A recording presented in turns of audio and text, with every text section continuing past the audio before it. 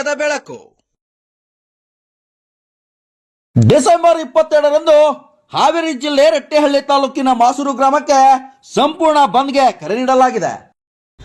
ಈ ಆಸ್ಪತ್ರೆಯು ಮಾಸೂರು ಗ್ರಾಮದ ಸುತ್ತಮುತ್ತಲಿನ 10 ಹಳ್ಳಿಗಳ ಬಡ ಜನರಿಗೆ ವರದಾನವಾಗಿತ್ತು.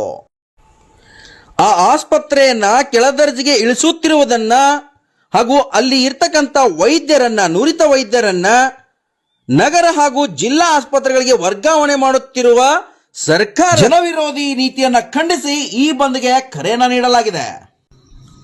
Vajraksha news report, Kalandar ಯಲಹಳ್ಳಿ, Haveri.